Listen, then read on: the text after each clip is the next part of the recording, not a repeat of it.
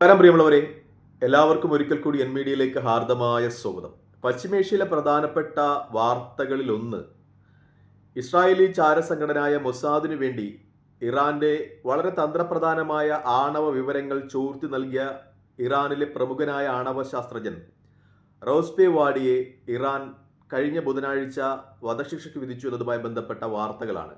ഇറാന്റെ ഔദ്യോഗിക മാധ്യമങ്ങളാണ് ഇതുമായി ബന്ധപ്പെട്ട വാർത്തകൾ പുറത്തുവിടുന്നത്. ഈ റോസ്ബേ വാഡിയയുടെ കുറ്റസമ്മതം നടത്തുന്ന ഒരു ഇന്റർവ്യൂ അവർ പുറത്തുവിടുന്നുണ്ട്. അത് ഇന്നത്തെ എല്ലാ അന്തർദേശീയ മാധ്യമങ്ങളും പ്രസിദ്ധീകരിക്കുന്നുണ്ട്. അയാൾ കുറ്റം സമ്മതിക്കുന്നുണ്ട്. വിയന്നയിൽ വെച്ച് അഞ്ചു പ്രാവശ്യം ഇയാൾ മൊസാദിന്റെ ചാര ഏജന്റുമാരുമായി സംസാരിച്ചു എന്ന് പറയുന്നു, കണ്ടുമുട്ടിയിട്ടുണ്ട് എന്ന് പറയുന്നു.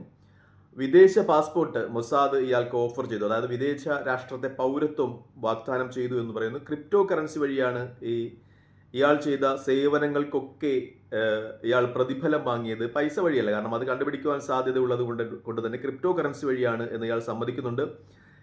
ഫോർദോ, നാദാൻ മുതലായ തന്ത്രപ്രധാന കേന്ദ്രങ്ങളുടെ, ആണവ കേന്ദ്രങ്ങളുടെ വിവരങ്ങൾ ഇയാൾ ഇസ്രായേലിന് കൈമാറി എന്നാണ് ഇപ്പോൾ ഇറാൻ പറയുന്നത്. എന്തായാലും ഇയാളെ കഴിഞ്ഞ ദിവസം വധശിക്ഷയ്ക്ക് വിധിച്ചു എന്ന വാർത്ത വലിയ പ്രാധാന്യത്തോടെ തന്നെ അന്തർദേശീയ മാധ്യമങ്ങൾക്ക് റിപ്പോർട്ട് ചെയ്യുന്നുണ്ട്. ഒപ്പം തന്നെ ഇറാനിൽ മൊസാദിന്റെ വലിയ സാന്നിധ്യമുണ്ട് എന്ന രീതിയിൽ തന്നെയാണ് മാധ്യമങ്ങളൊക്കെ ചർച്ച ചെയ്യുന്നത് ഈ വിഷയവുമായി ബന്ധപ്പെട്ട്. പ്രത്യേകിച്ചും ഈ അഫ്ഗാനിസ്ഥാനിൽ പ്രശ്നങ്ങൾ നടക്കുമ്പോൾ അഫ്ഗാൻ ഇറാൻ അതിർത്തി അന്നത്തെ ഇറാൻ പ്രസിഡന്റ് അഫ്ഗാനികളോടുള്ള ഐക്യദാർഢ്യമായി തുറന്നു കൊടുത്തിരുന്നു. അങ്ങനെ ഒരുപാട് അഫ്ഗാനികൾ ഇറാനിലെത്തിയിട്ടുണ്ട്. അവരെ ഉപയോഗിച്ച്, ഒരുപക്ഷെ അവർക്ക് അതിന്റെ തീവ്രത അറിയാത്തത് കൊണ്ട് തന്നെ അവരെ ഉപയോഗിച്ച് മൊസാദ് ഈ ചാരപ്രവർത്തനങ്ങളൊക്കെ നടത്തുന്നു എന്ന രീതിയിലൊക്കെ വാർത്തകൾ പുറത്തു വന്നിരുന്നു. മാത്രമല്ല, ഈ യുദ്ധം നടക്കുന്ന സമയത്ത്, ഇസ്രായേൽ യുദ്ധം നടക്കുന്ന സമയത്ത് ഇറാന്റെ ഇന്റലിജൻസ് മേധാവി മുഹമ്മദ് ഖസീമി ഒരു കെട്ടിടത്തിൽ വെച്ചാണ് കൊല ചെയ്യപ്പെട്ടത്. അദ്ദേഹം ആ കെട്ടിടത്തിൽ എങ്ങനെ എത്തി, പ്രത്യേകിച്ചും ആ കെട്ടിടത്തിലേക്ക് അദ്ദേഹം വന്നത് യുദ്ധസമയത്ത് തന്ത്രപ്രധാനമായ ഒരു ഇന്റലിജൻസ് യോഗം ചേരുന്നതിന് വേണ്ടിയായിരുന്നു. 9 പേർ അവിടെ ആ യോഗ സ്ഥലത്ത് എത്തിയിട്ടുണ്ടായിരുന്നു. 10 പേരായിരുന്നു ഈ യോഗത്തിൽ എത്തേണ്ടിയിരുന്ന ആളുകൾ. പക്ഷേ ഒരാൾ ഈ ആക്രമണം ഉണ്ടായതിനു ശേഷമാണ് എത്തിയത് എന്ന രീതിയിലൊക്കെ മാധ്യമങ്ങൾ വാർത്തകൾ പുറപ്പെടുവിക്കുകയാണ്. അതായത് സംശയങ്ങൾ ഒരുപാടുണ്ട് ഇറാനകത്ത്. തന്ത്രപ്രധാനമായ സ്ഥലങ്ങളിലൊക്കെ, പ്രത്യേകിച്ചും ഇറാന്റെ ഇന്റലിജൻസ് കേന്ദ്രങ്ങളിലും ഒപ്പം ഈ ആണവ ശാസ്ത്രകാരന്മാരുടെ ഇടയിലുമൊക്കെ മൊസാദിന്റെ സാന്നിധ്യം വളരെ രീതിയിൽ ചർച്ച ചെയ്യപ്പെടുന്ന ഒരു നിമിഷം കൂടിയാണിത്. പ്രത്യേകിച്ചും നേരത്തെ ഈ 5 ഇറാന്റെ ആണവ ശാസ്ത്രജ്ഞന്മാർ കൊല ചെയ്യപ്പെട്ടതുമായി ബന്ധപ്പെട്ട വാർത്തകളൊക്കെ പുറത്തു വന്നിരുന്നു. അവരെയൊക്കെ തന്നെ ഈ മൊസാദ് വളരെ കൃത്യമായി ടാർഗറ്റ് ചെയ്ത് ആക്രമണത്തിലൂടെയാണ് കൊല ചെയ്തത്. അപ്പോൾ മൊസാദിന്റെ ഒരു വലിയ സാന്നിധ്യം ഇറാനിലുണ്ട് എന്ന ഒരു വലിയ വിശകലനം തന്നെയാണ് അന്തർദേശീയ മാധ്യമങ്ങളൊക്കെ നടത്തുന്നത്. ഇറാനും അത് മനസ്സിലാക്കിയിട്ട് വളരെ തന്ത്രപ്രധാനമായിട്ട് അവർ വളരെ റെയ്ഡുകളൊക്കെ നടത്തി ഇറാന്റെ അകത്തുള്ള മൊസാദിന്റെ ചാരന്മാരെ പിടിച്ചു വധിക്കുന്ന ഒരു രീതിയുമായി മുന്നോട്ട് പോവുകയാണ്. വലിയ രീതിയിലുള്ള റെയ്ഡുകളാണ് അവിടെ നടത്തുന്നത്. പ്രത്യേകിച്ചും ഇന്നലെയുമൊക്കെ ആയിട്ട് ഈ കൊല ചെയ്യപ്പെട്ട, അതായത് റൌസ് വാഡിയെ കൂടാതെ തന്നെ ഇറാൻ ഇന്റലിജൻസിലെ പ്രമുഖനായ ഒരു ഉദ്യോഗസ്ഥനെയും ഈ ഇറാൻ ഇന്റലിജൻസ് മൊസാദിനുമായിട്ടുള്ള ബന്ധം ആരോപിച്ച് അറസ്റ്റ് ചെയ്തു എന്ന വാർത്ത പുറത്തു വരികയാണ്. നേരത്തെ അഹമ്മദി നിജാദ്, ഇറാന്റെ മുൻ പ്രസിഡന്റ്, തന്നെ പറഞ്ഞിട്ടുണ്ടായിരുന്നു ഇറാനകത്ത് വളരെ വലിയ രീതിയിൽ മൊസാദിന്റെ സാന്നിധ്യമുണ്ട്. ഇറാന്റെ സൈനിക നേതൃത്വത്തിലും ഉദ്യോഗ നേതൃത്വത്തിലും ഒക്കെ അതുണ്ട്. മാത്രമല്ല, ഇറാൻ രൂപീകരിച്ച ഒരു ഇന്റലിജൻസ് ഘടകത്തിന്റെ, അതായത് ഇസ്രായേൽ എത്രത്തോളം ഇറാനിൽ നുഴഞ്ഞുകയറി ചാരപ്രവർത്തനം നടത്തുന്നു എന്ന് കണ്ടെത്തുവാൻ ഇറാൻ സംഘടിപ്പിച്ച ഒരു ഇന്റലിജൻസ് ഘടകത്തിന്റെ തലവൻ തന്നെ മൊസാദിന്റെ ചാരനായിരുന്നു എന്ന രീതിയിലേക്ക് അഹമ്മദ് അലി നിജാദ്, മുൻ ഇറാൻ പ്രസിഡന്റിന്റെ ആരോപണം ഉണ്ടായിരുന്നു. അതൊക്കെ ശരിവെക്കുന്ന രീതിയിലാണ് ഇപ്പോൾ മൊസാദിന്റെ പ്രവർത്തനം ഇറാനിൽ നടക്കുന്നത് എന്ന കാര്യത്തിൽ സംശയമില്ല എന്ന രീതിയിലുള്ള വിശകലനങ്ങളും വാർത്തകളും ഒക്കെയാണ് പുറത്തു വരുന്നത്. മറ്റൊന്ന്,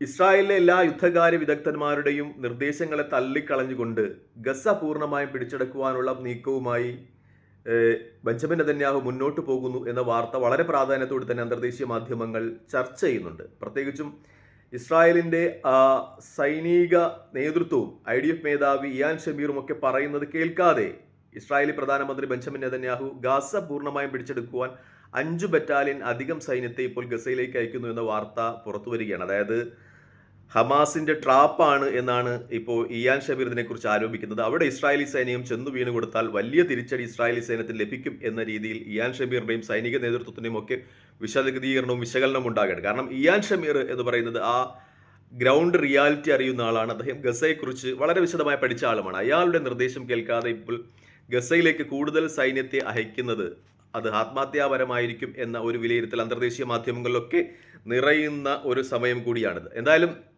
ഇസ്രായേലിനെ സംബന്ധിച്ച് ഗസയിൽ കൂടുതൽ സൈനിക വിന്യാസം, അതായത് 75% ഗസ ഇപ്പോൾ ഇസ്രായേലിന്റെ കയ്യിലാണ്. ബാക്കി കൂടി പിടിച്ചെടുത്ത്, അതായത് ഇപ്പോൾ ബന്ദികൾ ഉണ്ട് എന്ന് ഇസ്രായേൽ സംശയിക്കുന്ന സ്ഥലങ്ങളിലേക്ക് കൂടി ഇസ്രായേലി സൈന്യത്തിനെ വ്യാപിപ്പിക്കുന്നത് കൂടി പോരാട്ടം കടുക്കും. ഒരുപക്ഷെ ഇസ്രായേലി സൈന്യത്തിന് വലിയ തിരിച്ചടികൾ ഉണ്ടാകും എന്ന ഒരു നിഗമനമാണ് ഇയാൻ ഷമീർ ഉൾപ്പെടെ സൈനിക വിദഗ്ധരൊക്കെ നൽകുന്നത്. എന്തായാലും അത്തരം തീരുമാനങ്ങളുമായി ഇസ്രായേലി പ്രധാനമന്ത്രി ബെഞ്ചമിൻ നെതന്യാഹു മുന്നോട്ട് പോകുന്നു എന്നതാണ് ഏറ്റവും പരമപ്രധാനമായ കാര്യം. അദ്ദേഹത്തിന് വേറെ ഓപ്ഷൻസ് ഇല്ല എന്നൊരു കാര്യം കൂടിയുണ്ട്. കാരണം കഴിഞ്ഞ 2 വർഷത്തോളമായി നിരന്തരം യുദ്ധം നടത്തിയിട്ടും ബന്ദികളെ ഒന്നും മോചിപ്പിക്കുവാൻ കഴിയുന്നില്ല. ഇപ്പോൾ കരാറിന്റെ അടിസ്ഥാനത്തിലേക്ക് ബന്ദികളെ മോചിപ്പിക്കുവാൻ കഴിയുന്ന ഒരു സാഹചര്യവുമല്ല. കാരണം ചർച്ചകളിൽ നിന്നൊക്കെ ഇപ്പോൾ ഇസ്രായേലും ഹമാസും പിൻവാങ്ങുന്ന ഒരു ഘട്ടം കൂടിയാണ്. ഇസ്രായേലിന്റെ നിർദ്ദേശങ്ങൾ ഹമാസ് അംഗീകരിക്കുന്നില്ല. പൂർണ്ണമായും ഗസയിൽ നിന്ന് പിന്മാറാതെ ഒരു വെടിനിർത്തൽ കരാറിലേക്ക് പോകില്ല എന്ന് ഹമാസ് പറയുന്നതോടുകൂടി ഒരുപക്ഷെ യുദ്ധത്തിലേക്ക് ഇസ്രായേൽ വലിച്ചിഴക്കപ്പെടുകയാണ് എന്നാണ് ഏറ്റവും പരമപ്രധാനമായ കാര്യം. മറ്റൊന്ന്, ജോർദാന്റെ 30ഓളം ട്രക്കുകൾ ഗസയിലോട്ട് കടക്കുന്നത് ഇസ്രായേൽ തടഞ്ഞു എന്ന രീതിയിലുള്ള വാർത്തകൾ പുറത്തു വരികയാണ്.